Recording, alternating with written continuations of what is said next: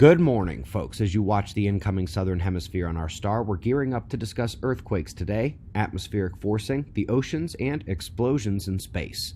We are starting with the sun, and luckily space weather indices are pretty much all flatlined. Things are quiet with no flaring on the sun, and the solar wind arriving at Earth is pretty calm too.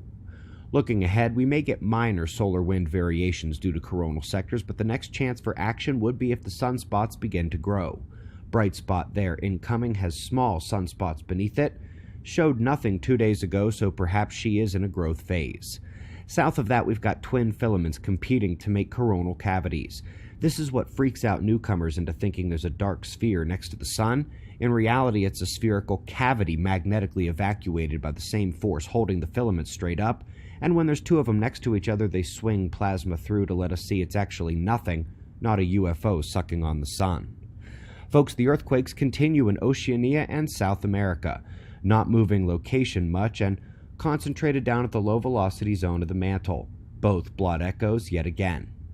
We've discussed our earthquake forecasting, but let's give credit to another group bringing the new science together, an electrodynamic pre-earthquake warning system, but this one wholly based on the atmospheric signals and the total electron content.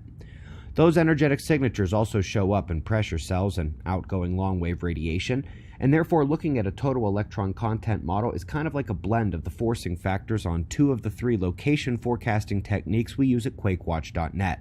Of course, the third of those blood echoes. Now, speaking of electron content in the atmosphere, the solar working of it plays a huge role in the weather and the climate. We know particle flux directly changes the atmospheric currents, but they can also be excited to different levels based on solar light energy. These are mostly subtle, but if any of you recall our threshold event discussion with X-ray solar flare irradiance, think of it like cook temp for chicken.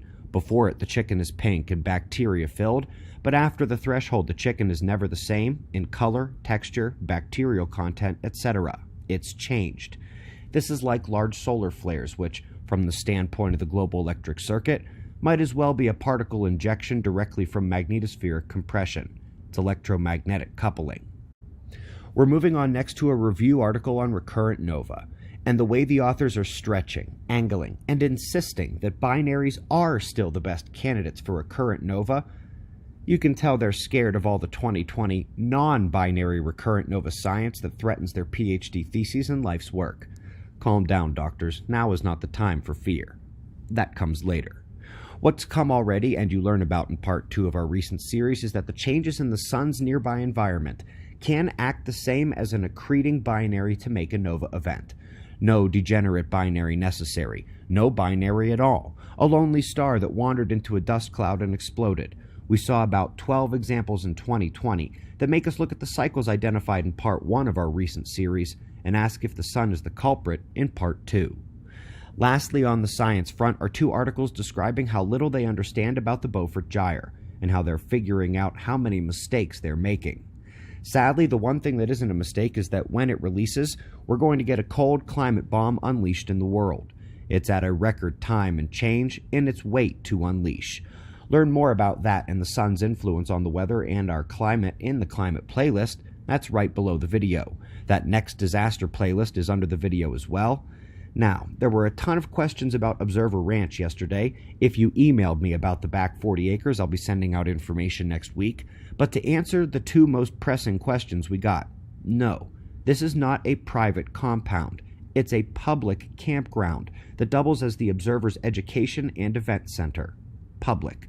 And as for the survival structures, I know I showed in the video the A-frame cabins for the campground. No, that is not the aircrete underground bunker structures we're considering as an example feature for survival. If you missed the info video yesterday, it is on the homepage of observerranch.com. Things are moving quickly if you want to get involved. I'll see you in the morning. Eyes open. No fear. Be safe, everyone.